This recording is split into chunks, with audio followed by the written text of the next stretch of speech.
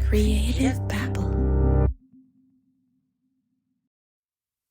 Before we begin, I just wanted to warn you that there is some language in this episode, not that much, but enough that you probably shouldn't listen with children in the room. All right, let's start the show. Tanya and Rick Fernandez say that they have been the victims of a stalker since the summer of 2019. They told me that their daughter's doctor's husband is the one responsible for sending these harassing messages. But if you've been listening this far, you know that police say that all these Instagram accounts sending these messages originated from one place, the Fernandez's house. Tanya and Rick Fernandez are now facing 6 felonies combined. They're charged with harassment and computer tampering. The trial was supposed to happen in July and is now scheduled for September. In this series, we've heard mainly from Tanya and Rick's side of the story, but today, for the first time ever, you will hear from one of the central characters involved in this case, Dr. Grace Gressman. Of course, that's not her real name. So here's what happened. I requested police files from Phoenix PD. These are publicly available files. I did this several months ago. In fact, I had forgotten I'd even requested them. When one day, I got an email alerting me that the files were ready for download. It was a zip file, and when I clicked on it, it took quite a long time to download. Whatever was in this file was huge, and when it finally downloaded, I opened it and discovered 4 audio files. The first audio file was a police interview conducted with Dr. Gressman. The second file was a recording with new possible victims, and the third file was an interview with Rick Fernandez. All of these interviews are worthy of their own episodes.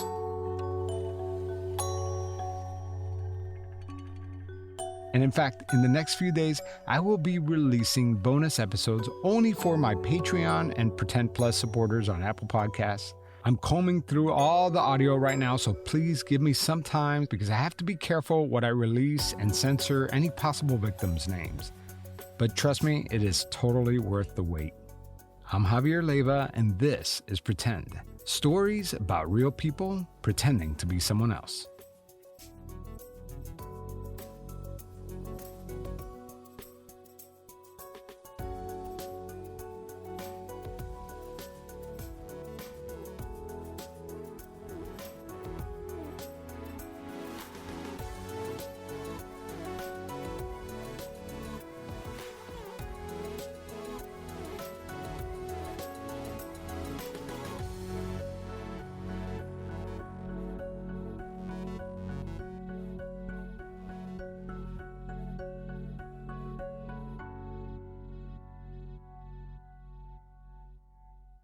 Are you one of those people that watch a movie and know who the killer is way before everyone else?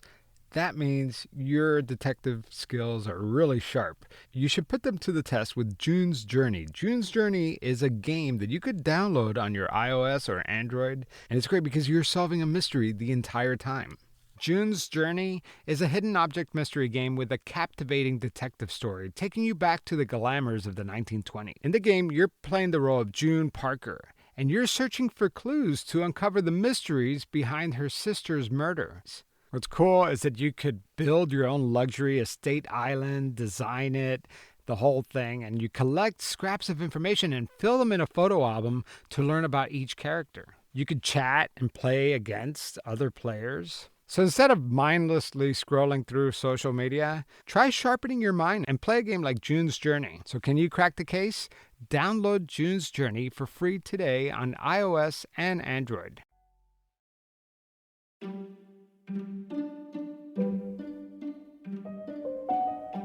So what does Dr. Gressman think of all this? I've wanted to hear her side of the story for a long time.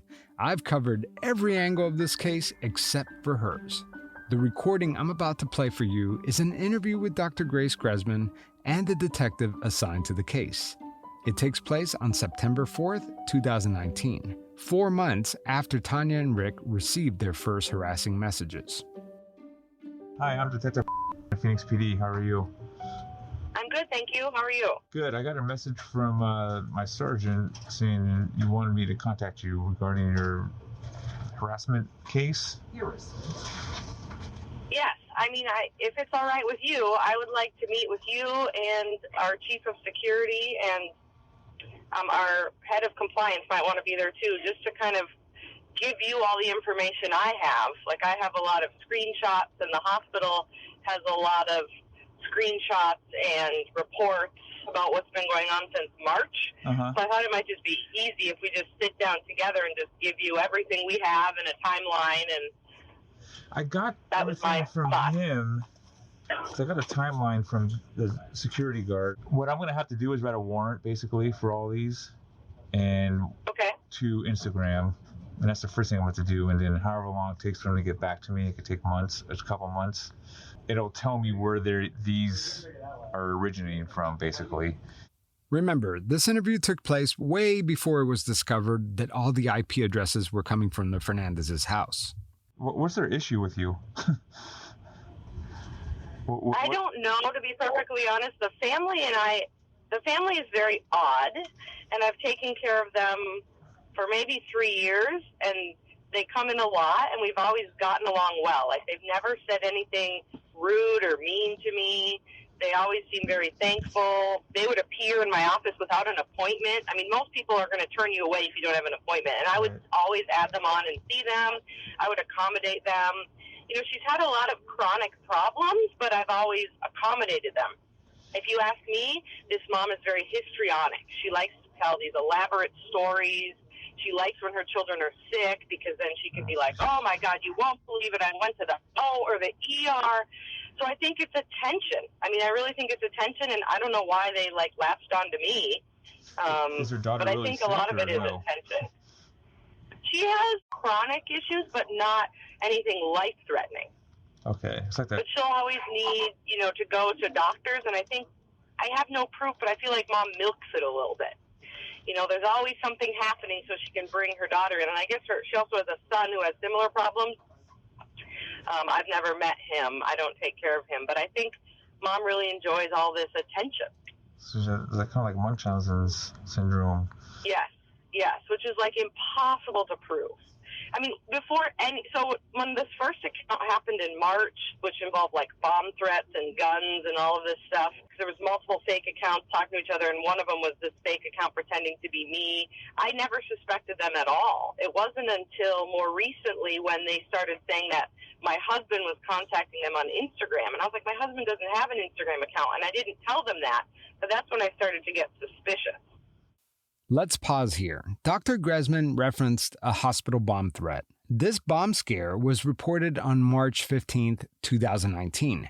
The day before, a concerned patient contacted the hospital team and told them that a doctor going by the name of Grace Gressman was suicidal and planned to kill herself at the hospital. Again, all this was taking place in March. Tanya and Rick claimed that the stalking didn't start until June of that same year. Supposedly, somebody made an email address, and I think it was DWTS, so it was the initials of Dancing with the Stars, which is favorite show. It was DWTS@yahoo.com or something like that. Anyway, somebody sent an email to Phoenix Children's Hospital saying that he was suicidal. I knew nothing about that. We did not do that. But back in March, when all this started, Dr. Gressman says that she never suspected the Fernandezes. But my office is always, even my nurses are there's something odd with this family. They call a lot, and they always tell the same story. So even my office has felt there's something odd about them, but it's nothing we can, prove that they're... Interestingly, I did a surgery on this patient 2 years ago, and when we were on the floor, so the nurses taking care of her in the hospital even said, I remember this mom. She convinced neurosurgery to put a in her that she may or may not have needed. So it's I think there's this long-standing history of Mom. She just likes attention, and I'm sure this brought her some attention. Okay. And then I think that once she told me that this fake Instagram account was saying that they were going to kill me and all this stuff. So I immediately went to security. And then she's I think that's when she shifted to because she was trying to create a diversion. Right. Okay. That's my hypothesis. The name I just bleeped out was Ryan Fremstead, the hospital security captain. Remember, at one point in time, Tanya and Rick believed that the harassing messages were coming from the security captain. The detective wanted to know if Chelsea, Dr. Gressman's former patient, was capable of carrying out this scheme. Does this girl have like a mental capacity of a certain age, or? In my opinion, I would say like a 4 or 5-year-old. Okay. But I've been starting to question things. Dr. Gressman told the detective that she performed a specific medical procedure on Chelsea, but for some reason, it did not work. And she's had many, many problems with it, more so than any of my patients who had them ever had. Like all my trips and, little tips and tricks that I usually tell my other families don't seem to work with this family. Uh-huh. So then I'm starting to think, well, maybe this is just all like a ruse to keep coming back in.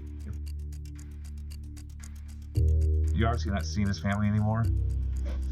Correct. Yeah, they've been discharged from our practice. And they're discharging the other child from the hospital because the hospital doesn't want this family around at all. Like, I have a security guard that follows me wherever I go. You can trespass from the True, hospital? but I have... No? I'm sorry? Can you trespass them from the hospital or no?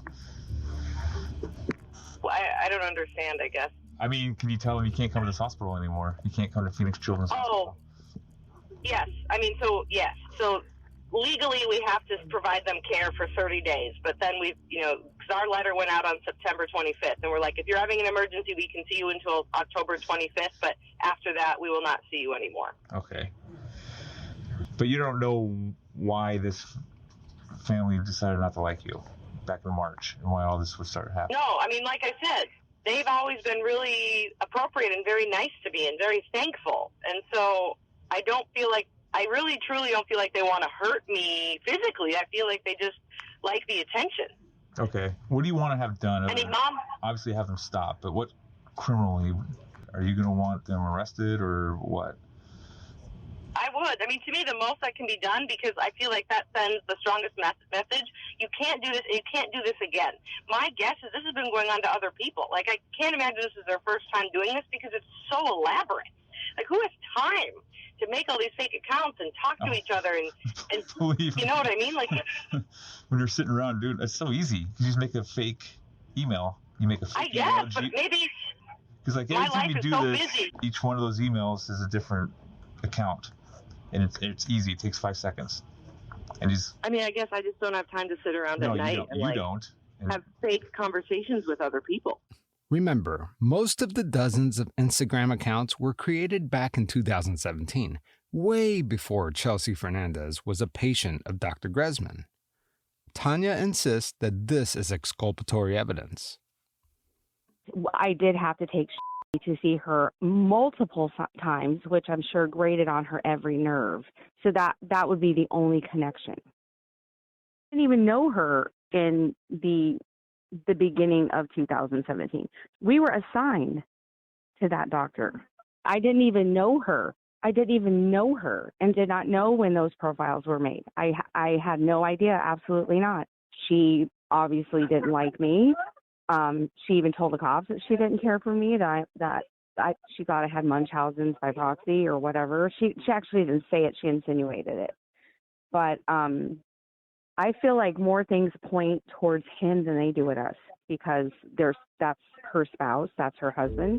But then I reminded Tanya about the IP addresses. Aside from the IP addresses, right. Right.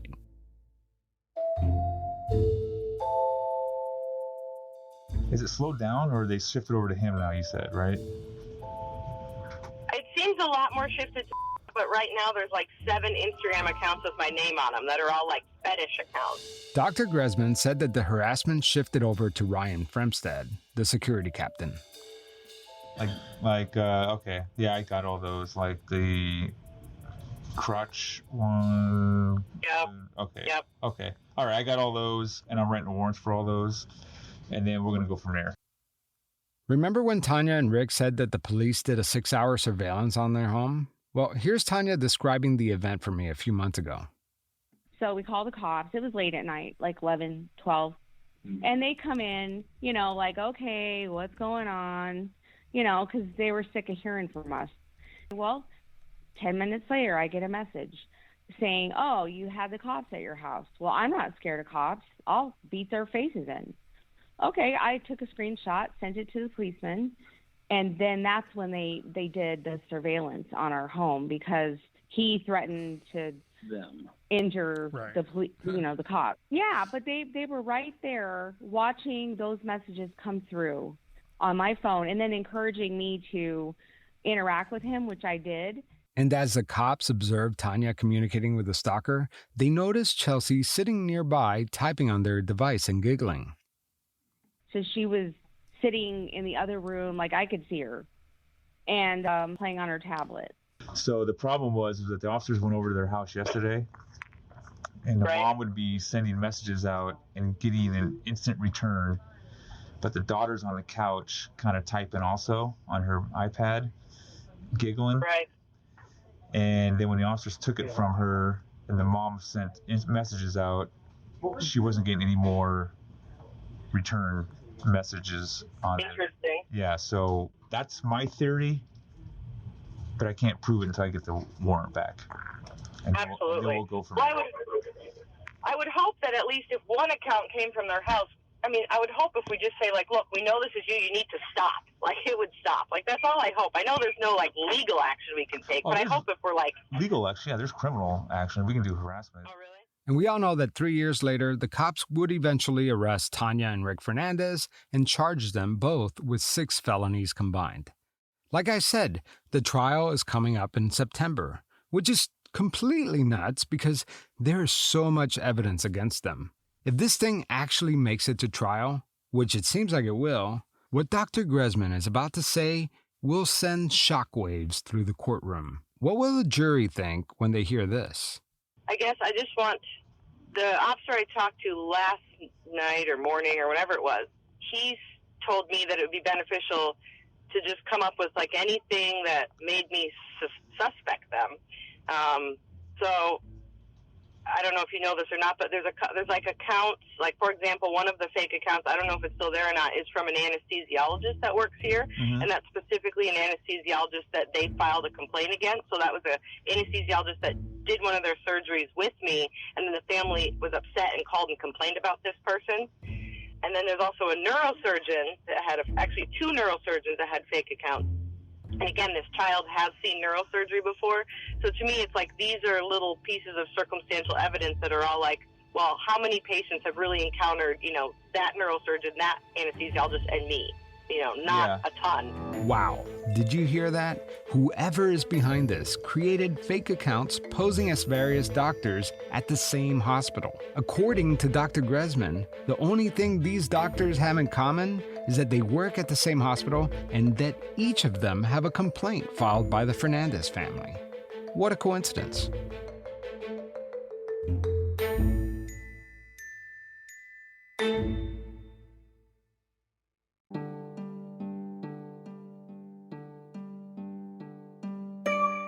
What are the chances that Tanya and Rick Fernandez are the only victims of this stalker? Slim to none. I always knew that there were other victims out there. I just didn't know how to get a hold of them. Then one day, out of the blue, I get a bundle of audio files from Phoenix PD. One of those files was a police interview with Dr. Gressman, 2 nurses, and the hospital security captain. Dr. Gressman told the detectives that this is her first time meeting these nurses. Were there any other accounts? So, I can at another date if you want to tell you a very long story about what I went through. And there was multiple accounts talking to each other, like multiple. Oh, there accounts. it's like 2 different husbands. There's like a Frank and a whose Scott. photos are also stolen from a medically complex family, and I let that mom know, and she was like, "Thank you." Here's the hospital security captain talking about the mysterious Instagram messages. So this is where she starts talking about Dr. specifically and mentioning the case that we had before, saying she reported multiple times. In fact, my daughter was supposed to be having surgery by this doctor when I brought it to the doctor's attention.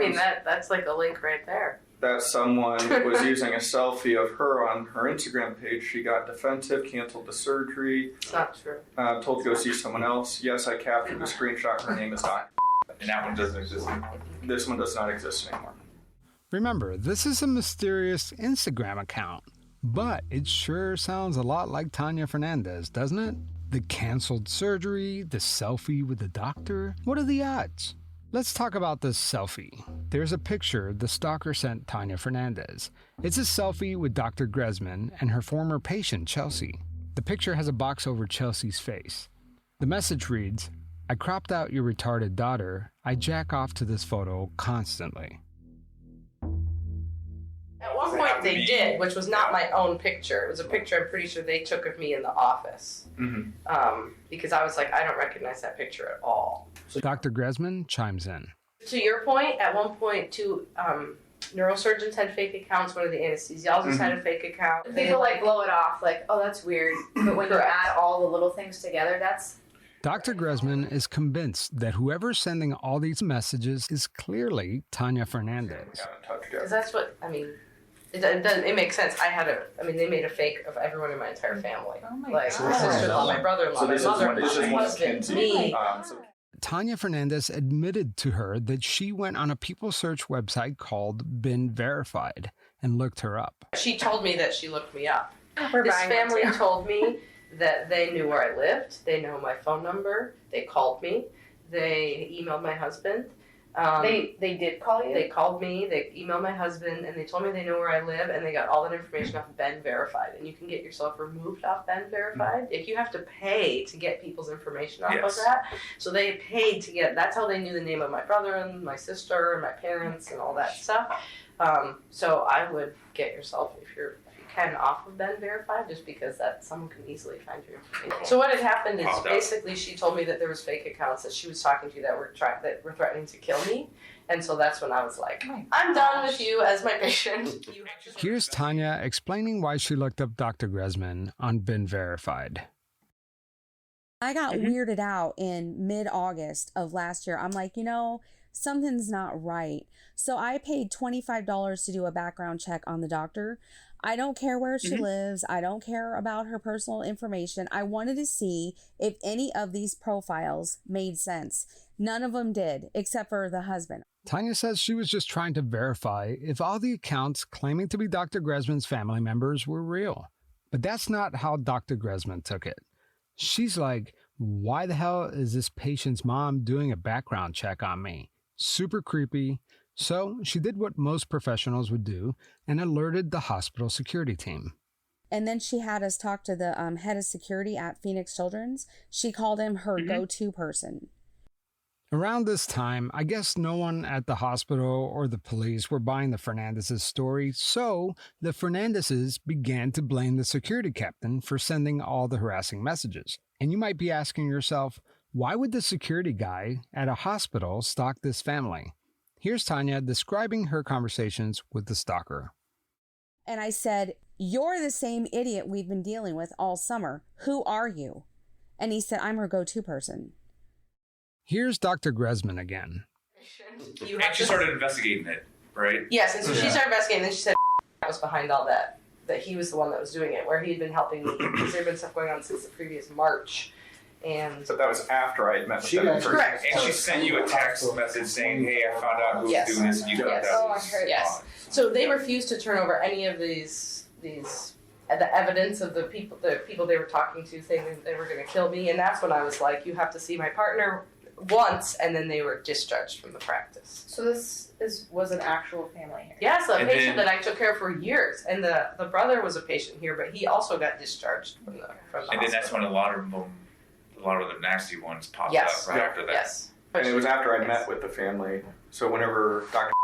heard about the threat, I went up there and met with them in person in order to try and get more details, and they shut down immediately and said they would send screenshots so that we could forward them on over to PD, and then they didn't, and then it was the following Monday that they called and said that you were behind. They had a letter served on or certified mail to the hospital and also to my company, a 12-page letter putting me into this. We have body cam footage from our officers of them out here on site telling this story as well to other hospital staff. And then the time that the law enforcement went out to their house for that call, I received quite a few calls regarding that, starting about 4 or 5 in the morning. And I know that law enforcement called over to the hospital and discussed with our hospital supervisor. All of a sudden, the hospital security captain is having to explain to the hospital and his boss that he's not the stalker. What a mess. And I almost feel like, since this has obviously been going on for a long time, it's like she must have some sort of mental illness. Oh, for sure. And she gets joy from this. This is like her hobby. Well, she probably enjoys all the attention that she gets from it. I think so. All the sympathy, like, oh, hey. I've always felt, ever since I met this family, Mom is what I describe as histrionic. Like, she wants to tell really, really long stories about how she was mistreated in the ER, how her neurosurgeon didn't take her seriously. My daughter is sick. She loves the attention. So. And you never want to go so far as to say that she's caused any I have no illnesses. proof. I mean, I know you don't have proof. I don't think she followed. I'm sure. It's my job to get proof. I wouldn't be surprised. I mean, I don't know. So the nurse who said, I remember this family, said she convinced neurosurgery to. The tape cuts out there, possibly for privacy concerns, but we know that Tanya told us that both her disabled children had brain surgeries done. And I definitely feel like she didn't follow my recommendations, but I have no proof of that. Chart? Did you chart it? I mean, I've just, in my experience, when I tell patients to do something to help troubleshoot the problem, it pretty much fixes it. And this family would be like, we're doing it. I'm like, there's no physical way you're doing it. Like, when you bring your daughter in, I know there's no way you're doing it. But again, I have no, like, actual. So instead of actually having an opportunity to fix it, they don't. They just let it. Right, because then you can continue to come in and be seen. Back. You can come see me every 2 weeks. They would just appear in the lobby. Oh, really? And I would see them. Yeah, Jeez. because I will see any of my patients that appear if they're having a problem, but they started like taking advantage of it. I think they enjoyed it because then Mom got attention. Would she come by herself, the mom and the daughter? Yes. Or with the husband? The mom and the daughter always. Husband once in a while, but he never said anything. He said very little. Yeah, I think he's probably in denial. So when you say the daughter is mentally delayed, is that because I guess when they were at the house, the officer, she was right on her iPad, and they were know. So that started, in retrospect, I started thinking, like, I wonder how much, like, how delayed is she, and how much of this is the mom. Is the mom. Oh. It's like that story. Gypsy Rose. Yes, exactly. You told me about that, and I Googled it. Watch it, or freak you out. It's messed up. And it makes you think about a lot. You're like, oh my gosh. Just kidding. So I mean, I think she does have some developmental delay, but like I don't know the extent of it. Like I don't think it's as bad as maybe like they make it out to be. Right. How old's the daughter? 20-something. Oh, she's a lot older. Because she would have time to do this all day. Yeah, well, she have the Totally. capacity to get on there and form and then spare accounts, or obviously. I mean, I think so. She like walks and talks and. she have good verbal skills, or she kind of She doesn't talk a lot, but she can answer my questions. Saying, hey, we need to. And then again, in retrospect, I'm like, on. Mom could have manipulated her and just told her you have to be quiet and play along. Right. That's what happened to the Gypsy Rose girls. Mom had her playing along. Because I was like, how do I know that that's not... So like there was an episode in the operating room where because she was older, they like to put the IV in when you're awake. And I was in the operating room and the nurse and the anesthesiologist put the IV in. One's holding the arm, the other's like, okay, a little poke. The patient's just laying there. Then the family, Mom, called the next day and complained. The patient said she was held down. She said she was tortured.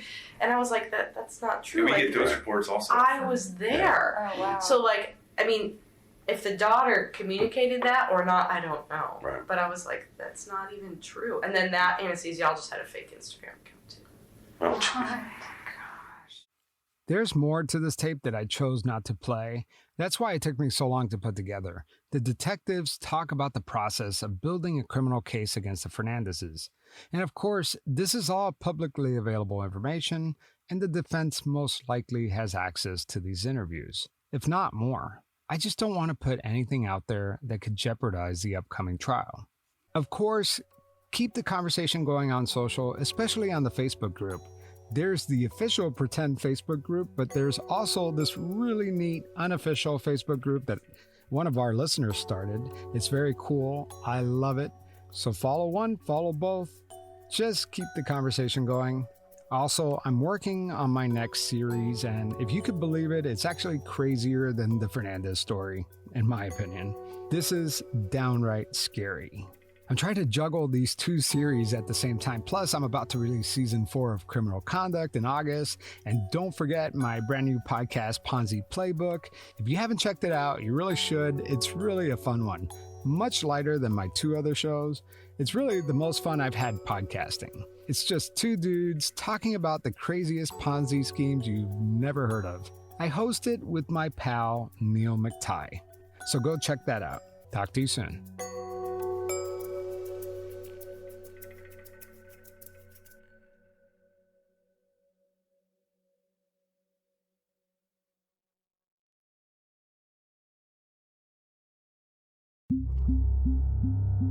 Creative Babble.